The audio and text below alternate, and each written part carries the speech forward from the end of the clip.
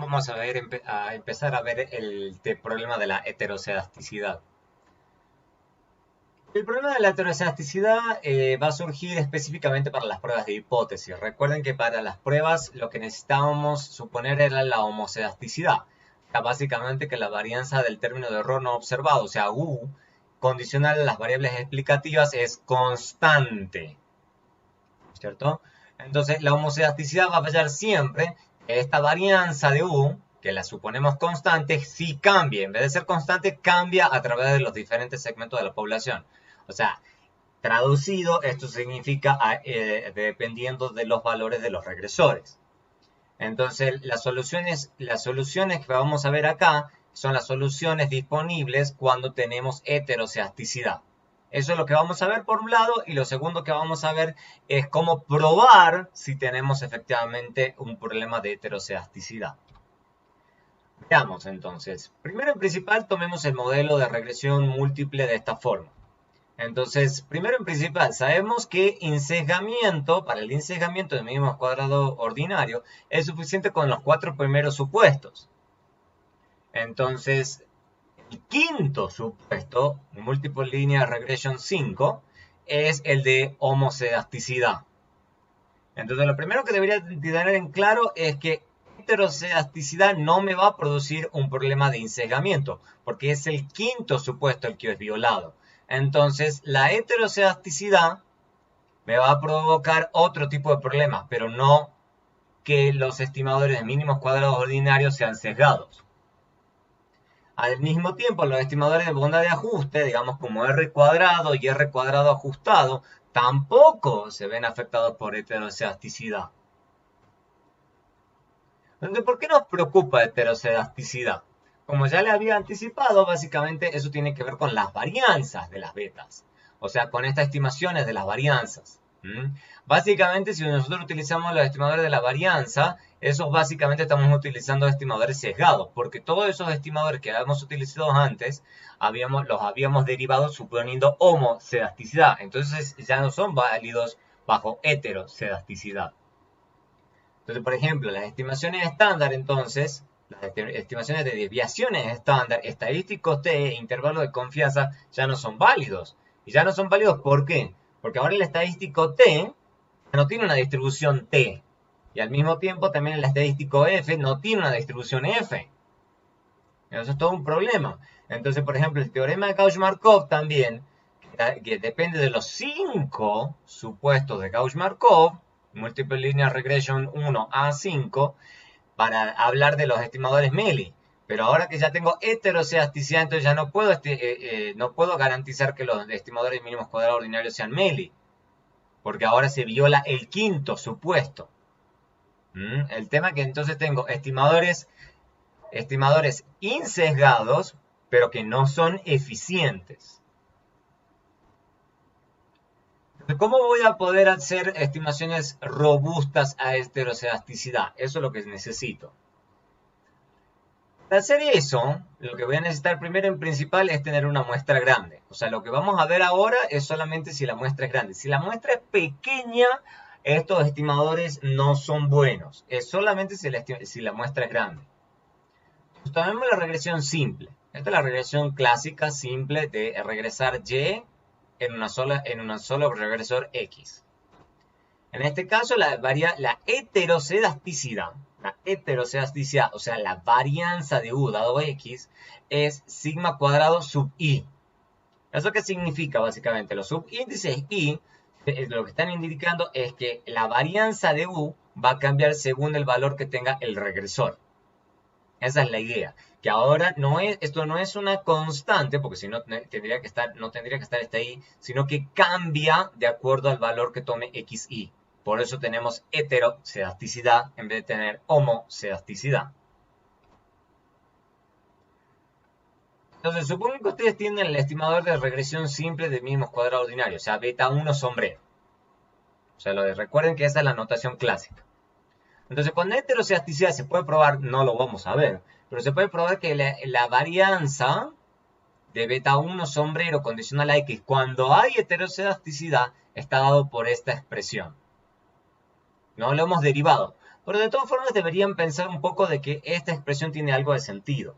Fíjense que si tenemos homosedasticidad, o sea, básicamente homosedasticidad en este contexto significa que sigma cuadrado i es igual a sigma cuadrado, o sea, de que no hay ningún cambio, de que para todos los valores de x y la varianza del término de error es el mismo. Entonces, si hacemos eso, fíjense, esta expresión que antes tenía una i, esa i desaparece, entonces nos queda esto como una constante que ahora, dado que es constante, lo podemos sacar como factor común de la sumatoria. Entonces, esto que está acá, todo esto que está acá arriba en el numerador se simplifica con este cuadrado que está acá abajo, entonces nos queda esta expresión. Que precisamente esta es la expresión clásica que nosotros hemos derivado suponiendo homosedasticidad. Entonces, ¿cuál es la idea? Que ahora este estimador que veníamos utilizando antes, el estimador usual para la varianza, ya no es válido. Ya no es válido. O sea, ahora deberíamos utilizar una fórmula como esta. Como esta, no esta. Entonces ya estamos utilizando el estimador equivocado. Entonces lo que necesitamos es alguna forma de estimar esa varianza cuando tenemos heterocedasticidad. Y esto esta forma no la podemos utilizar. Precisamente porque sabemos que es inválida bajo heterocedasticidad. White, en 1980, probó precisamente cuál podía ser un estimador válido de la varianza de beta 1 sombrero cuando hay heterocedasticidad. Entonces tomemos la regresión simple de nuevo. Entonces supongan que ustedes entonces toman la regresión, lo corren normalmente de y en x, como siempre. Entonces, y guardan los residuos. Entonces estos son los residuos de la regresión inicial de y en x. Entonces un estimador válido para cualquier tipo de heterocedasticidad, no importa la forma que tenga esa heterocedasticidad, es este. Que fíjense, no es muy difícil. Fíjense que es muy parecido al anterior, con la única diferencia de que acá estamos utilizando u sub i, sombrero, al cuadrado. O sea, estos son los residuos al cuadrado. Entonces estamos multiplicando los residuos al cuadrado y multiplicándolo por cada una de las desviaciones respecto de la medida al cuadrado de x. Y lo divido por esto, digamos. Entonces esto es muy fácil de calcular, digamos. Es un poquito pesado, pero esto es un juego de niños para la computadora. En la regresión múltiple se va a ver muy parecido, digamos. La única diferencia es que obviamente ahora los residuos ya no son de regresar solamente y en x, sino de y en x1, 2, 3 hasta k.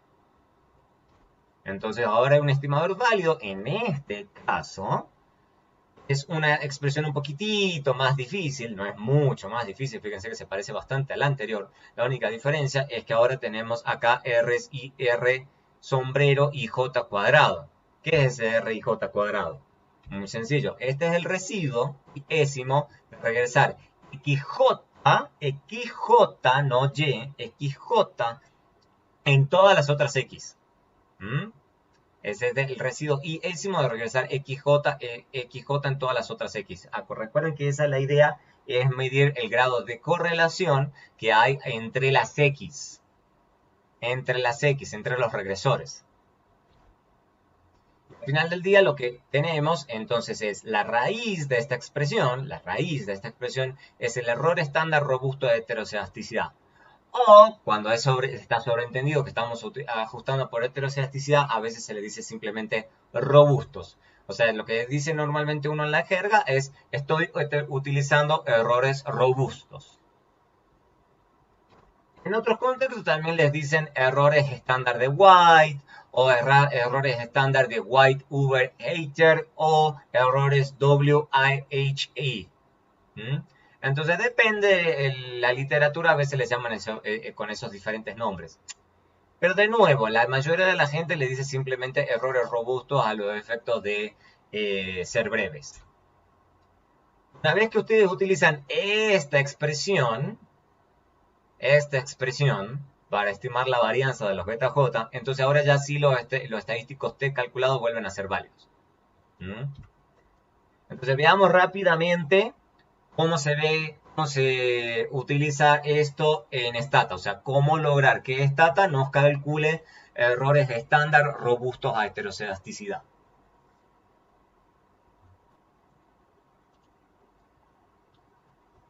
Tomemos entonces la regresión simple, por ejemplo, del salario. Salario puede ser cualquier salario, supongamos el salario por hora, y lo corramos en los años de educación.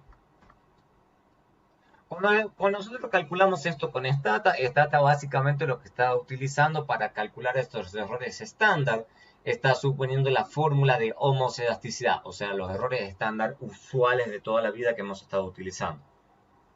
Ahora, supongan por un segundo de que ustedes piensan que este modelo sufre de heterocedasticidad. Ya lo hemos visto antes. La idea es pensar de que, por ejemplo, la dispersión de los salarios para cada año de educación va a ser diferente a medida que uno aumente los años de educación. Entonces, por ejemplo, la gente que tiene pocos años de educación en general gana poco, pero además todo el mundo gana más o menos lo mismo.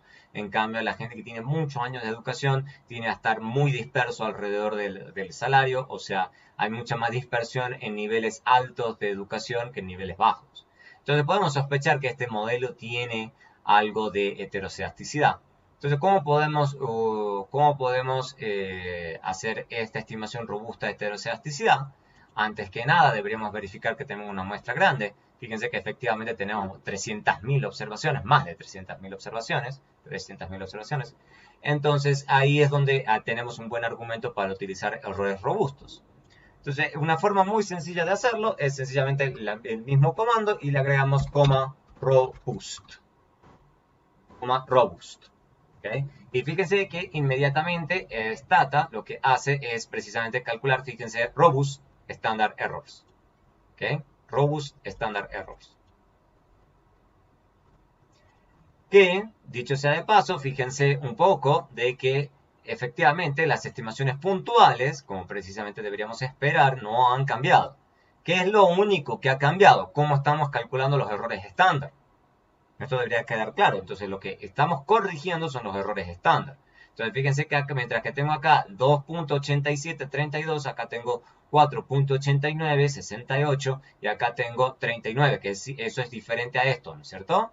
Entonces claramente, dado que las estimaciones puntuales están cambiando, no están cambiando las estimaciones puntuales, pero sí los errores estándar, claramente eso sí se va a traducir en un cambio en los test.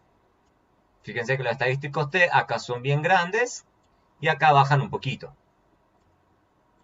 ¿Siguen siendo estadísticamente significativos? Sí, pero los estadísticos T sí cambiaron. La idea es que si nosotros pensamos que este modelo inicial tenía un problema de heterocedasticidad, aquí estas estimaciones son robustas a esa heterocedasticidad que estábamos sospechando.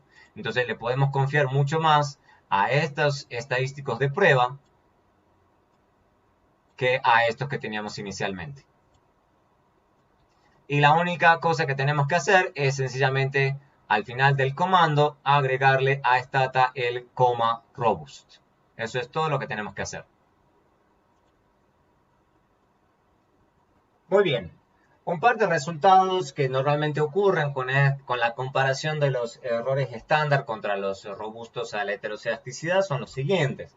Normalmente, como acabamos de verlo con la gran encuesta integrada de hogares, si las estimaciones son estadísticamente diferentes de cero con los errores usuales, esto en general también les pasa que va a terminar siendo estadísticamente significativo con los errores robustos. Normalmente.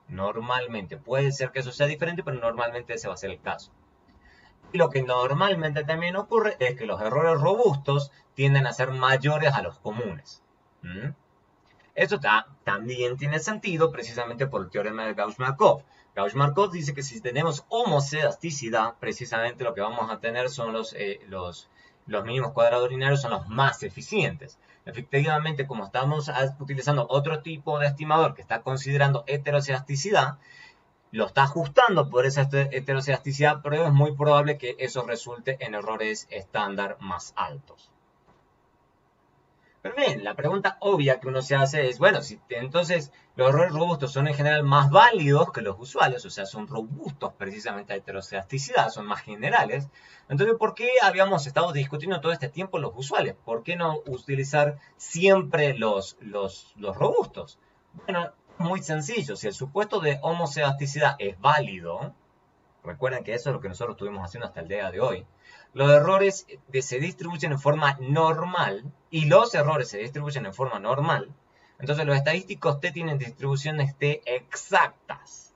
O sea, podemos utilizar perfectamente la distribución C sin tener que preocuparnos por el tamaño de la muestra. ¿Ok? Esa es la primera razón. Lo segundo es que los errores robustos son útiles cuando el tamaño de la muestra es grande. Eso lo dijimos al comienzo de toda esta discusión. O sea, tenemos que garantizar tener una muestra grande para poder utilizar los errores robustos. Si tenemos una muestra pequeña, hay que tener cuidado. Entonces, cuando tenemos un tamaño de muestra chicos, los estadísticos T calculados con errores robustos pueden tener distribuciones muy diferentes a una distribución T. Entonces, seguimos teniendo el problema de que no podemos hacer inferencias si utilizamos los errores robustos con una muestra chica. ¿Está claro? Entonces, cuando tengamos una muestra grande no hay ningún inconveniente. El problema es cuando tengamos una muestra pequeña. Ahí sí tenemos que tener mucho cuidado con qué estamos haciendo. Con los errores robustos, eso es por otro lado, digamos ya. Con los errores robustos también podemos hacer pruebas F robustas de heterocedasticidad. Se puede. Bueno, pero no lo vamos a derivar el estadístico de F. Es toda una cosa súper complicada y pesada, digamos, de derivar. Entonces lo que vamos a hacer es directamente calcularlo con Stata. Yo les voy a mostrar ahora en un instante cómo se hace eso utilizando la base de la gran encuesta integrada de hogares.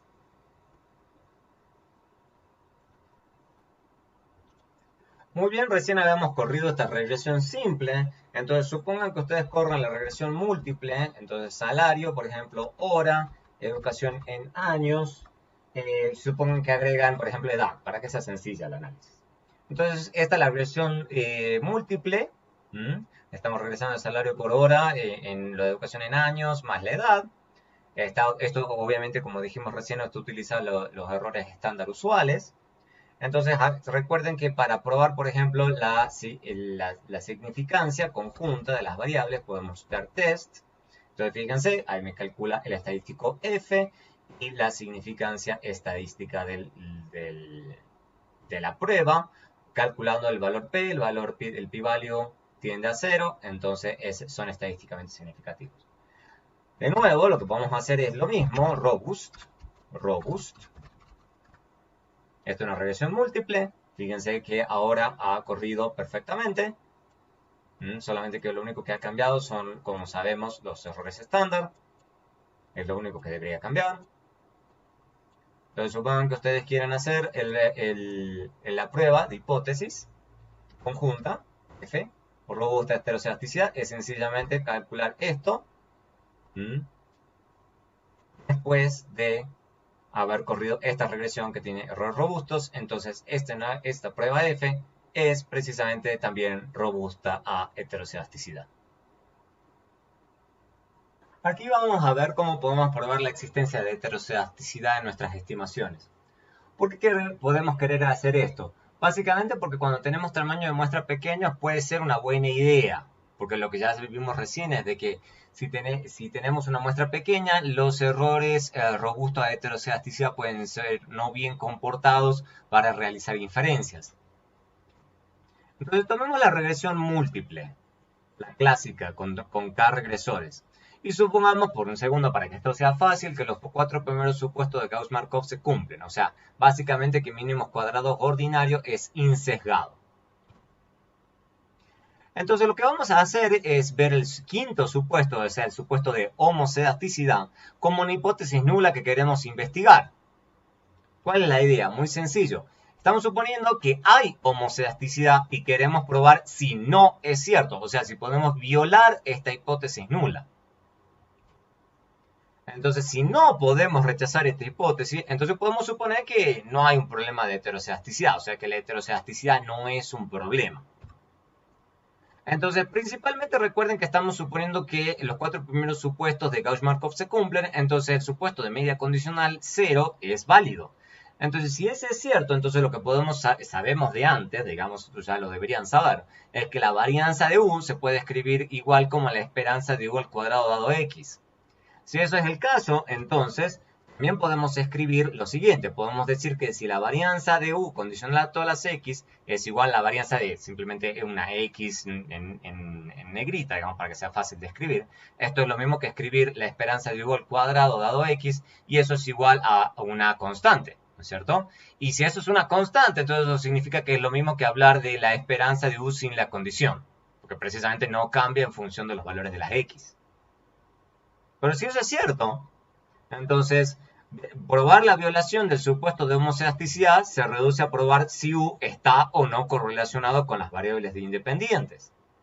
¿Qué significa eso? Que lo que podemos hacer es escribir a U al cuadrado en función de los regresores de la siguiente forma. Entonces, ¿qué nos queda? Nos queda U y lo regresamos en x1, x2 hasta xk. O sea, estamos suponiendo sencillamente de que hay una relación lineal, ese es el enfoque más sencillo, entre u al cuadrado y los regresores. Donde, bueno, obviamente se ve es simplemente un término de error dado los x. Entonces la hipótesis nula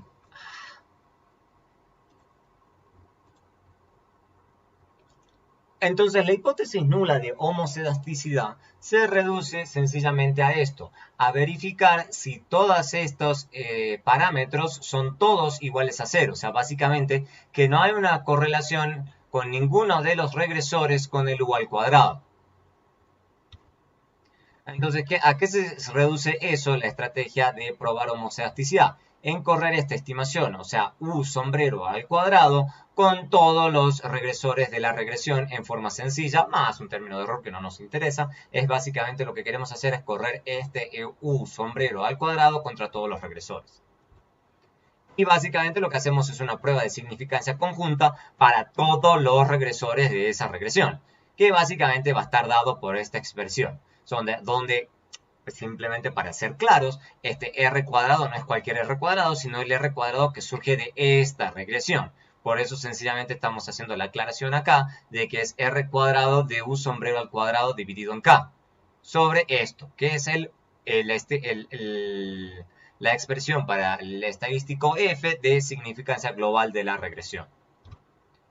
Vamos a ver ahora cómo debemos proceder a hacer esta prueba manualmente en Stata. Muy bien, esta es otra base de datos, entonces supongamos que corremos esta regresión del precio de las casas contra el tamaño del terreno, square feet, el tamaño de cuartos. Entonces supongamos que está la regresión. Supongamos por un segundo que pensamos que tiene un problema de heterocedasticidad. Lo que sabemos es que necesitamos los U sombreros, entonces para hacer los sombreros lo que utilizamos es el comando que se llama predict y le ponemos U hat, residuals. ¿Okay? Entonces hay que agregar esta opción es súper importante. Entonces residuals. Una vez que hacemos eso, lo que hacemos a su vez es tener que generar obviamente los residuos al cuadrado. Entonces, ¿qué vamos a hacer? Le vamos a poner gen u hat, le vamos a poner square, va a ser igual sencillamente a u hat por u hat. No es muy difícil. Una vez que hacemos eso, ¿qué es lo que nos dice el método? Lo que debemos hacer es regresar u hat al cuadrado contra todos los regresores de la ecuación. Entonces, ¿qué valor debería ser? Lot size, square feet y bedrooms.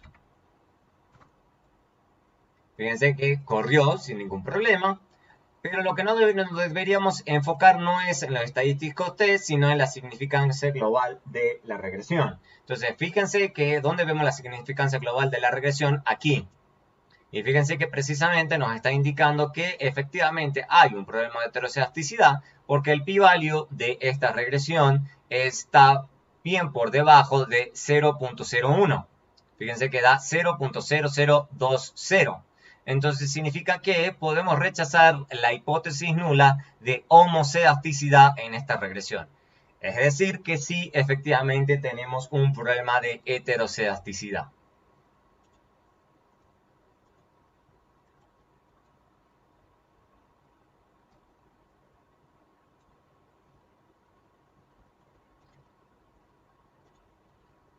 Entonces, ¿cuál puede ser una solución a los problemas de heterocedasticidad? Fíjense lo siguiente, fíjense que precisamente acá el número de observaciones es relativamente pequeño. Entonces, una solución no puede ser los errores robustos.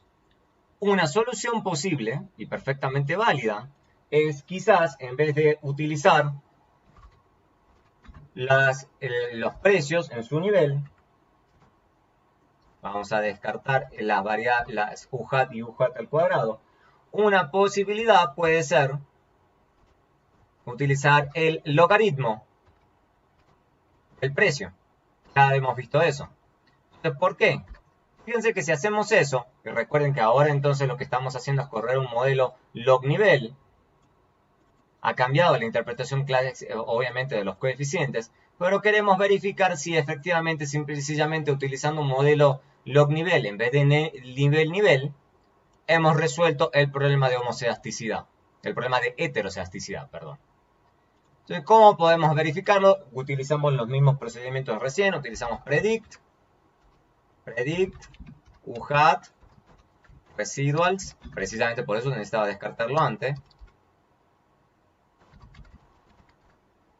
Y lo que necesito es generar los residuos al cuadrado, o sea, uhat square igual a uhat, y necesito correr de nuevo la misma regresión de recién. O sea, uhat al cuadrado, solamente queda la nueva regresión, no de la anterior, contra lot size, square feet y bedrooms. Y fíjense que ahora el p-value, en cambio, es bien grande. ¿Esto qué me está indicando? Que no puedo rechazar la hipótesis nula de homocedasticidad. Es decir, que en este caso, esto me estaría indicando que no estoy teniendo un problema de heterocedasticidad. Y fíjense que lo único que tuve que hacer es, en vez de utilizar la regresión nivel-nivel, utilicé la regresión log-nivel. Y la prueba me está indicando que efectivamente en esta nueva regresión no estoy teniendo un problema de heterocedasticidad porque no puedo rechazar la hipótesis nula de homocedasticidad. ¿Esto qué significa? Que hay veces que no necesito métodos muy sofisticados, sino que puedo sencillamente utilizar un modelo log nivel y el problema de heterocedasticidad ya queda resuelto. Muy bien, veamos otra prueba adicional para probar heterocedasticidad.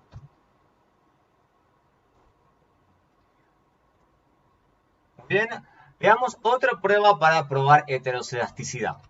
Esta es una prueba que se llama de White y es muy parecida a la anterior que acabamos de ver. Básicamente lo que queremos hacer acá de nuevo es ver si u al cuadrado tiene una correlación con todas las variables independientes. La diferencia es que acá le vamos a agregar todos los productos cruzados. Por ejemplo, si el total de regresores es igual a 3, entonces realizamos la siguiente estimación.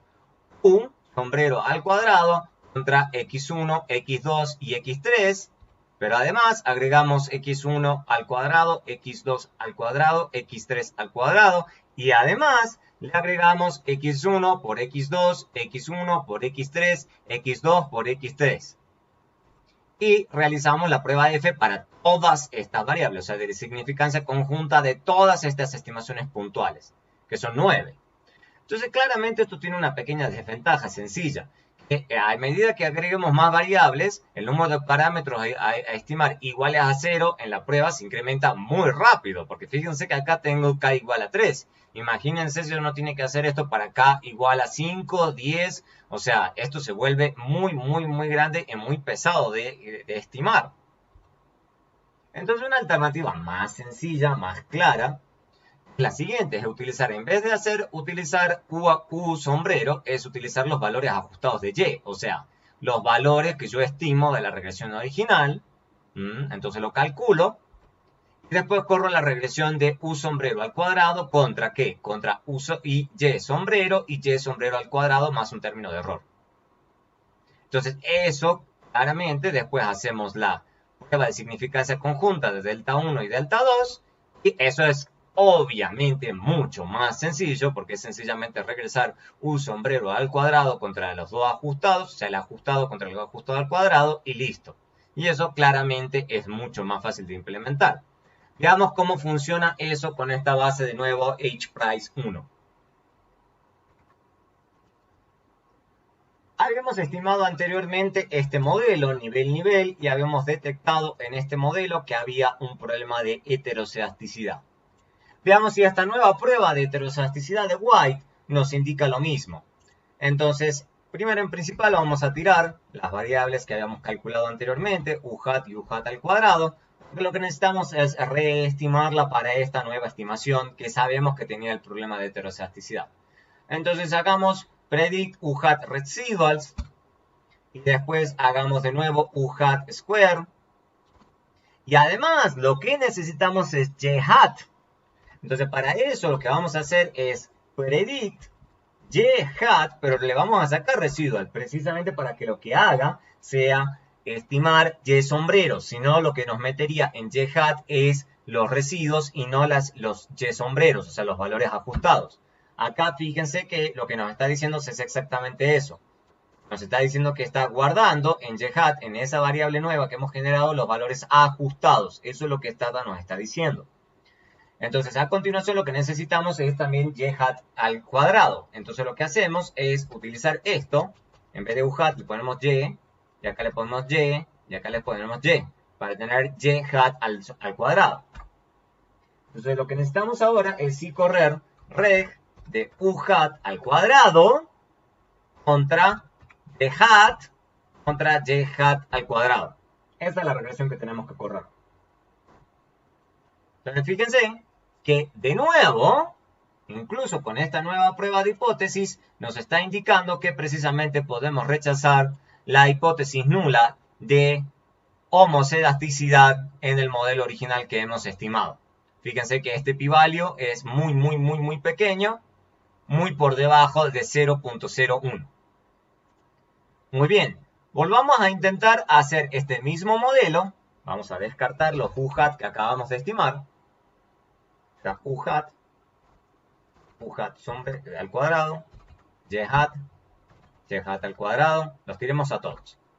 Y ahora volvamos a estimar el mismo modelo, pero lo vamos a hacer con logs. O sea, log de precio contra todas las otras variables. O sea, log nivel el modelo. Entonces, volvamos a hacer las mismas estimaciones de recién. Entonces tenemos predict u hat, los residuos, predict u hat al cuadrado, predict y hat al cuadrado. Exactamente lo mismo de recién. Y ahora corramos la regresión de u hat al cuadrado contra y hat al cuadrado. A ver qué nos indica esta prueba de heterocedasticidad. Fíjense que nuevamente la significancia global de esta regresión nos indica un p-value gigante. Entonces significa que no podemos rechazar la hipótesis nula de homocedasticidad. Por lo tanto, en el modelo log nivel no tenemos un problema, de nuevo, de heterocedasticidad. O sea, simplemente hemos resuelto el problema de heterocedasticidad que teníamos, simplemente tomando el log de la variable dependiente y estimando un modelo log nivel en vez de nivel-nivel. Una solución adicional al problema de heterocedasticidad es el uso de mínimos cuadrados ponderados. Esto se llama, lo vamos a llamar MCP, mínimos cuadrados ponderados. Si especificamos la forma correcta de la varianza, o sea, esa es la idea, porque no es que no vamos a adivinar cuál es la forma de la varianza del error. Mínimos cuadrados ponderados es más eficiente que mínimos cuadrados ordinarios. Precisamente por eso esta puede ser una estrategia interesante. Entonces, por ejemplo, supongan que ustedes piensan que la varianza tiene esta forma, que la varianza del término de error es esta forma. Y queremos verificar si efectivamente tiene esa forma. Por eso tiene un H0 acá. Es una hipótesis nula que estamos haciendo. Entonces, supongan que ustedes piensan que es así. Básicamente, que es sigma cuadrado por h de x. O sea, h de x es alguna función, con alguna forma, de las variables explicativas. O sea, es alguna forma especial que tiene esta función que depende de los regresores, que simplemente está multiplicando a sigma cuadrado. Obviamente la única restricción importante que le ponemos, porque puede ser alguna función, pero una restricción importante que necesitamos es que h de x sea positivo. Porque recuerden que las varianzas son siempre positivas. Entonces no es posible que esto sea igual a algún valor negativo, por la naturaleza de las varianzas. Esa es la única limitación que sí o sí tenemos que imponer. Adicionalmente, supongan que ustedes saben, o están adivinándolo, digamos, pero supongan por un segundo de que ustedes saben más o menos cuál es la función de esta hx. Y supongan que además, como siempre, que sigma cuadrado es desconocido, pero ustedes sí lo estiman, digamos. Eso es lo que siempre hemos hecho. No conocemos sigma cuadrado, pero normalmente siempre lo estimamos. Reescribamos h de x de una forma un poquito más fácil. Esto es simplemente reescribir las cosas. Entonces nosotros sabemos que si tenemos un problema de heteroelasticidad, normalmente nosotros le ponemos sigma cuadrado sub i es igual a la varianza de u sub i condicional a los valores que toman los regresores para el individuo i. Entonces eso lo podemos reescribir, dado como estamos suponiendo la forma, es que esto es sigma cuadrado de h de xi. Entonces, esto lo que está acá, lo único que vamos a hacer, a los efectos de la brevedad nomás, es de que esto lo vamos a escribir como h sub i. Eso es todo. O sea, h sub i denota la función h cuando todos los regresores toman los valores para el individuo i. Eso es todo lo que estamos haciendo. Por ejemplo, un ejemplo sencillo, digamos, aunque parezca, eso se vea raro. Supongan que ustedes tienen un modelo donde ahorros lo están regresando en ingreso. Y entonces, en ese caso, pueden suponer que la forma de la heteroelasticidad tiene esta forma. Por ejemplo, de que la varianza del término de error condicional a los ingresos de las personas es sencillamente sigma cuadrado multiplicado por una función h que depende del ingreso. Y vamos a suponer que es una cosa muy sencilla, donde esa función es sencillamente el ingreso. Para que sea fácil. ¿Cuál es la forma general de este análisis? Es la regresión múltiple de siempre. Y lo que vamos a suponer claramente que sufre un problema de heteroelasticidad. O sea, estamos suponiendo desde el comienzo que tiene un problema de heteroelasticidad.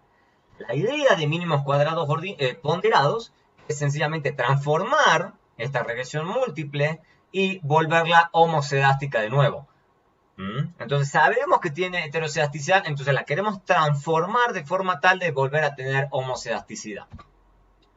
Entonces, como hi es una función de xi, entonces lo primero que sabemos es que esto es cierto, ¿no es cierto? O sea, sabemos que la esperanza de u dividido en la raíz de hi, o sea, dado que esto es una función de x, entonces tranquilamente eso pasa a través de cualquier función, nos queda esto, entonces esto queda en el numerador, entonces esto que tengo acá, esto que está en el numerador es 0, entonces esto es 0. Entonces esta esperanza es igual a 0. Y además sabemos, por lo que ya hemos escrito antes, que la varianza de ui condicional a x, esto es sigma cuadrado por hi. Entonces, lo que podemos hacer es escribir esto de la siguiente forma. Por lo tanto, podemos escribir lo siguiente. Podemos escribir la varianza de ui dividido en la raíz de xi de la siguiente forma. Porque esto es por definición de varianza que esto es cierto. Entonces, esto es la esperanza de ui dividido en la raíz de hi al cuadrado por la esperanza de esto al cuadrado. Pero lo que acabamos de demostrar es que esto que está del lado derecho, esto es 0. Entonces, básicamente nos queda esto. Si nos queda esto, sigamos avanzando. Entonces, significa que esto le podemos aplicar el cuadrado. Entonces, nos queda ui al cuadrado y nos tenemos hi raíz. Entonces, esto es raíz al cuadrado, entonces nos queda simplemente hi. Entonces, fíjense que ahora ya nos queda algo bastante más manejable. E incluso, el siguiente paso, dado que sabemos que hi es una función de x, entonces podemos hacer el siguiente paso, entonces nos queda esto. Pero al mismo tiempo, por lo que acabamos de escribir recién en las diapositivas anteriores, sabemos que esto no es otra cosa que la varianza de ui dado x. Y que eso tiene una forma muy específica, que es la que estamos suponiendo. Suponemos que esto tiene esta forma, ¿no es cierto? O sea que podemos hacer este salto. Y adicionalmente, sabemos entonces que fíjense que tengo acá en el numerador entonces hi y en el denominador hi. Entonces esto se cancela con esto, entonces me queda precisamente lo que quiero alcanzar. Homocedasticidad. Entonces, ¿qué significa eso? Que si tomamos la regresión múltiple original y la dividimos completamente por raíz de hi, fíjense que me va a quedar. Me va a quedar esta expresión. Donde precisamente, ¿cuál es el objetivo de todo esto? Fíjense que el término de error es UI dividido en raíz de HI. Que eso es, este término ahora es homocedástico. Pero para lograr esto, lo que necesito es sí o sí transformar, obviamente, toda la ecuación. Entonces, fíjense que me queda JI dividido en raíz de HI, beta 0 dividido en raíz de HI, y así sucesivamente para todos los regresores. Entonces, eso normalmente se reescribe de la siguiente forma, para que esto quede un poquito más compacto y más amigable a la vista. Entonces, pero sencillamente donde sabe que YI estrella es YI transformado. El XI0, esto es básicamente 1 dividido en raíz de HI. XI1 estrella es esta transformación, esta transformación, esta transformación, hasta obviamente UI, que es precisamente lo que quiero. Entonces, tengo esta regresión. Fíjense que en esa regresión las interpretaciones de las betas no cambian. Los betas no han cambiado, no han cambiado. Fíjense que sigo teniendo los mismos betas, entonces los puedo interpretar de la misma forma que siempre. Y fíjense que es lineal en parámetros, el muestreo aleatorio sigue siendo válido, el supuesto 3 y 4 también se cumplen, digamos, porque lo supuse en el modelo original, simplemente estoy transformando el modelo inicial, entonces tengo una transformación tal que esto es cierto, o sea, de que en este modelo, precisamente lo que ya vuelvo a obtener es homocedasticidad, que es el objetivo de mínimos cuadrados ponderados. Entonces ahora tengo homocedasticidad. Y si adicionalmente UI se distribuye como normal, entonces también UI estrella también se distribuye como normal. O sea que tenemos el sexto supuesto, o sea, tenemos un modelo lineal clásico válido. Entonces, una vez que transformamos esta ecuación transformada se puede estimar por mínimos cuadrados ordinarios, porque se cumplen todos los supuestos. Los nuevos estimadores de mínimos cuadrados ordinarios van a ser un poquito diferentes, claramente, porque precisamente por eso le vamos a poner estrellitas. Estos van a ser los estimadores que vamos a utilizar. Estos estimadores que estamos utilizando son un ejemplo de mínimos cuadrados generalizados. Siempre que no se asuma heterocedasticidad homocedasticidad o no correlación serial, se habla de mínimos cuadrados generalizados. Estos estimadores son más eficientes que mínimos cuadrados ordinarios obtenidos de la ecuación original. Cuando los estimadores de mínimos cuadrados generalizados corrigen solamente por heterocedasticidad, entonces ahí es cuando se habla de mínimos cuadrados ponderados. Y ustedes dirán, pero ¿por qué se llama ponderados? Es muy sencillo, porque lo que se está haciendo es ponderar los residuos, ¿ok? Los residuos a minimizar. O sea, básicamente lo que hace mínimos cuadrados ponderados es elegir los valores de estos estimadores, estos valores, básicamente, minimizando esta expresión. Fíjense que lo que tengo acá entonces son los residuos al cuadrado de la regresión transformada. Pero si esto es cierto, fíjense, entonces yo puedo reescribir esto de la siguiente forma. Es lo mismo. O sea, básicamente estoy reescribiendo Y y todos los X en función de sus expresiones transformadas. Pero si esto es cierto, lo que puedo hacer es, por pura álgebra, puedo sacar factor común 1 dividido en raíz de HI. Entonces, fíjense que ahora me queda toda esta expresión que está acá.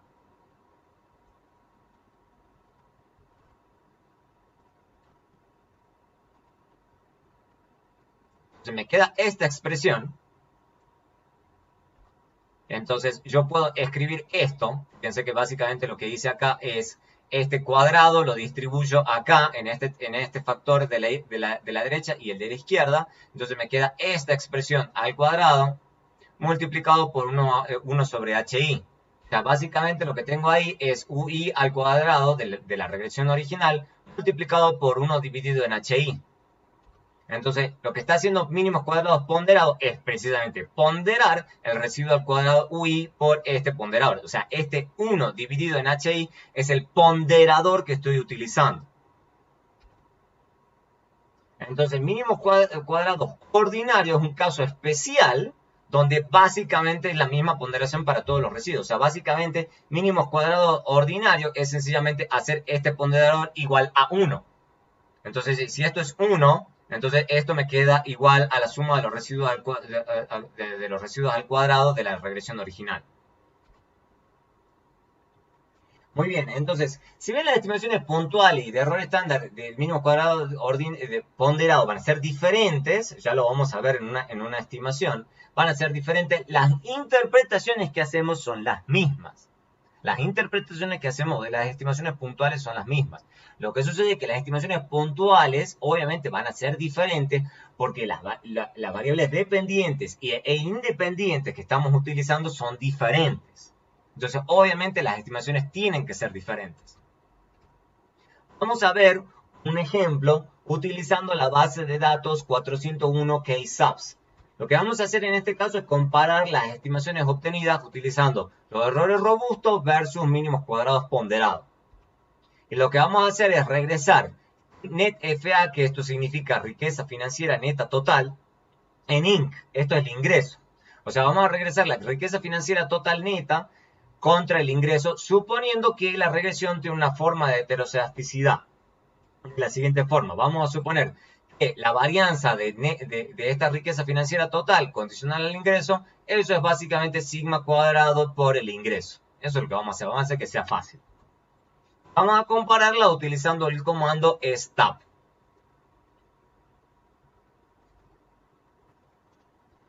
Muy bien, entonces lo que vamos a hacer aquí es correr esta regresión, digamos, con diferentes supuestos sobre la varianza del término de error. Entonces, lo primero que vamos a hacer es quedarnos con las firmas de tamaño 1.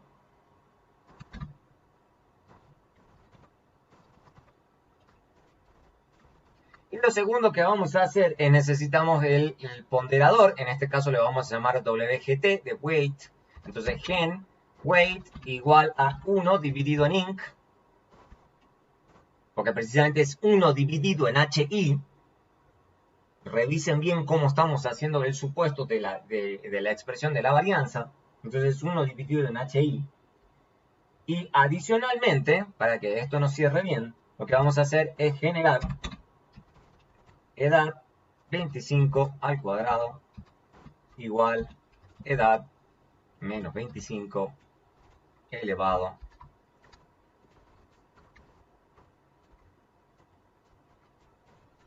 vamos a multiplicar esto al cuadrado. Entonces, ¿qué necesitamos? Vamos a utilizar reg de netFA, precisamente lo que hemos dicho que vamos a hacer, contra el ingreso, y le vamos a poner robust. Entonces, esto le vamos a llamar sto-reg1. Lo segundo que vamos a hacer, esto es utilizando errores robustos. Lo segundo que vamos a hacer es utilizar mínimos cuadrados ponderados. Entonces, para este caso lo que vamos a hacer es decirle a Stata que vamos a utilizar ponderadores. Entonces, para eso se utiliza AW igual a WGT. Es importante para esto, que después puedan leer la ayuda de este comando reg, es que fíjense que acá tengo un corchete y acá tengo otro corchete. Ahí dentro de esos corchetes yo le estoy indicando el uso de un ponderador, que en este caso es lo que se denomina un analytical weight, ¿ok? Es igual a este ponderador. Eso es básicamente lo que está haciendo este comando, y básicamente lo que está haciendo es correr mínimos cuadrados ponderados utilizando este ponderador que está en la variable WG. Entonces, esta es la estimación. Vamos a guardarlo. Es sto-reg2. Y lo que vamos a hacer es, esta es la regresión simple. Lo que vamos a hacer es correr un par de regresiones múltiples. Entonces, por ejemplo, vamos a tener esta regresión, también robust, pero le vamos a agregar un par de controles. Entonces vamos a tener h25 square y vamos a tener e401k. Un par de controles más. Robust es sto-reg3. Y la última regresión es exactamente la misma. La única diferencia es que acá le vamos a utilizar de nuevo analytical weight igual a WGT. Y no conforme con eso, le vamos a decir también robust, porque no hay ningún problema. Se pueden combinar las dos cosas. Por esto es un buen ejemplo. Ustedes pueden combinar el mínimo cuadrado ponderado con además errores robustos a heterocedasticidad. Pueden hacer una fusión de ambas metodologías con Stata. Entonces ahora lo guardamos a esto con sto reg 4.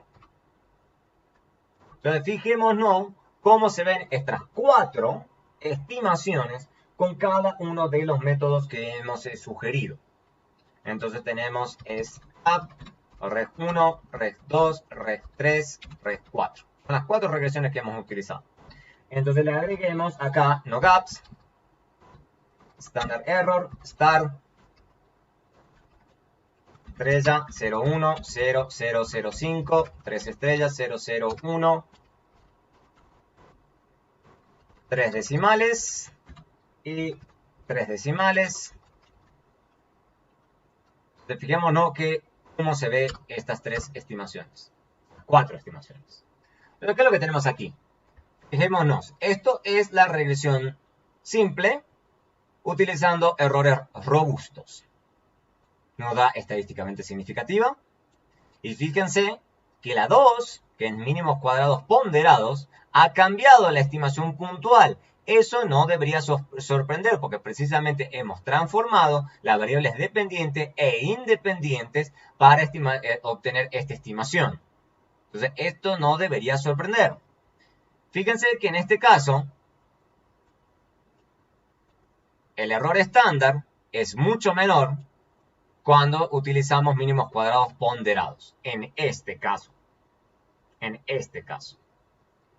Sigamos. Entonces, fijémonos, ahora estamos utilizando, entonces, regresiones simples.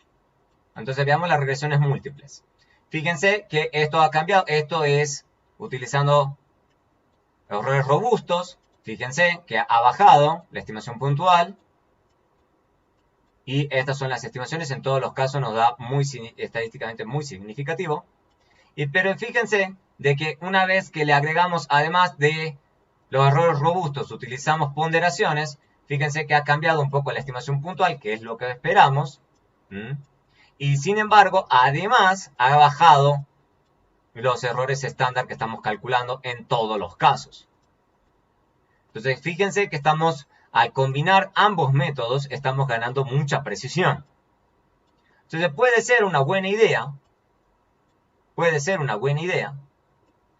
combinar ambos tipos de metodología antes que utilizar tan solo una de ellas, especialmente en este caso, pues esto puede ser diferente, pero fíjense que en este caso hemos ganado mucho en precisión de las estimaciones. La única limitación importante que tenemos claramente en todo esto es que tenemos que suponer precisamente que estamos estimando la expresión de la varianza de los términos de error en forma correcta. Si estamos equivocados o no somos convincentes con nuestra explicación para decir por qué esa es la expresión correcta de la varianza, puede ser que estos mínimos cuadrados ponderados sean equivocados y no debamos utilizarlo y utilizar únicamente errores robustos, especialmente considerando que acá tenemos una muestra relativamente grande.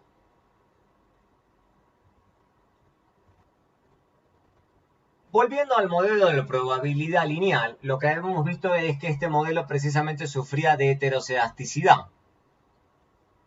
Claramente, la forma más fácil que hemos visto para resolver este problema es hacer la estimación con errores robustos. Esa es la estrategia sencilla que todo el mundo sigue, siempre obviamente que la muestra sea lo suficientemente grande. O sea, veamos un caso sencillo utilizando la base de datos en ROS. Recordemos esta base de datos, en esta queremos estudiar la participación laboral de las mujeres.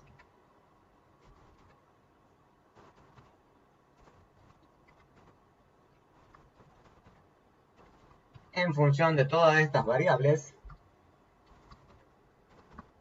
O sea, la participación laboral, la binaria dependiente es igual a 1 si participa en la fuerza laboral, ingreso del marido, educación, experiencia laboral al cuadrado, los años de edad de la mujer, si hay presencia de niños en el hogar, de tantos niños menor a 6 años y tantos niños de 6 a 18 años. Entonces, la que habíamos dicho era reg, y esta era la regresión del modelo de probabilidad lineal. Lo que decíamos era pero por la teoría de que sí o sí, ni siquiera hace falta probar, digamos, con las pruebas de hipótesis, yo sé que esto sí o sí tiene que ser heterocedástico. Entonces, una forma muy sencilla, dado que más o menos tenemos una muestra relativamente grande de 753 observaciones, lo que podemos hacer es sencillamente agregar un coma robust, y con eso es más que suficiente para garantizar de que esta regresión es robusta a heterocedasticidad, no importa la forma que tenga, incluso considerando la forma especial que sabemos que el modelo de probabilidad lineal va a tener. Muy bien, una pregunta que uno se puede hacer perfectamente es, bueno, pero ¿por qué no utilizamos entonces los mínimos cuadrados ponderados? Bueno, lo que sucede es que mínimos cuadrados ponderados no funciona muy bien en el modelo de probabilidad lineal. ¿Por qué? Bueno, recordemos de que esta es la expresión para la varianza. Esta es la expresión para la varianza. Entonces, la pregunta que uno se hace, recuerden que si esta es la expresión para la varianza, esta era la expresión para P de X. Entonces, conocemos exactamente la forma de la heterocedasticidad. Entonces, la idea que uno piensa es, entonces mínimos cuadrados ponderados es muy buena idea. Eso es lo que uno pensaría al comienzo, pero pensemos por un segundo, digamos. Entonces, eso significa que si esto es cierto, entonces la estimación de la varianza, el ponderador que deberíamos utilizar, en realidad, no la estimación, sino la ponderación que deberíamos hacer es esta. Porque fíjense que esto que está acá es al final del día el ya ajustado. Recuerden que el modelo de probabilidad lineal precisamente lo que supone es que la probabilidad es una función lineal de los regresores. Entonces, efectivamente, esta es la expresión para la varianza y exactamente la ponderación que deberíamos utilizar. Pero ¿por qué esto no es tan buena idea? Bueno, recuerden de que si esos son los valores ajustados de la regresión por mínimos cuadrados ordinarios en un modelo de probabilidad lineal, es posible, porque ya lo hemos visto, de que estos valores ajustados o sean menores a 0 o sean mayores a 1. En cualquiera de estos dos casos, lo que nos va a ocurrir es que este HI sombrero va a ser menor a 0. Y sabemos que eso no es posible, digamos, sabemos que eso no es posible. Pero adicionalmente sabemos que cuando querramos hacer esa transformación, recuerden que el ponderador funciona de esta forma. Esto no tiene ningún sentido porque básicamente están sacándole 1 dividido a la raíz de algo que es negativo. Entonces son los imaginarios. Entonces esta expresión no tiene ningún sentido en términos prácticos. Entonces mínimos cuadrados ponderados no va a servir en estos casos. No va a servir. Precisamente entonces, ¿qué nos va a ocurrir? Lo que nos ocurriría si querríamos utilizar este método es sencillamente de que perderíamos todas las observaciones para las cuales esto ocurre. Porque el ponderador para esas observaciones no existe. Entonces, en pocas palabras, cuando vayamos a tener un modelo de probabilidad lineal, debemos, siempre y cuando tengamos una muestra relativamente grande, utilizar los errores robustos en vez de utilizar mínimos cuadrados ponderados.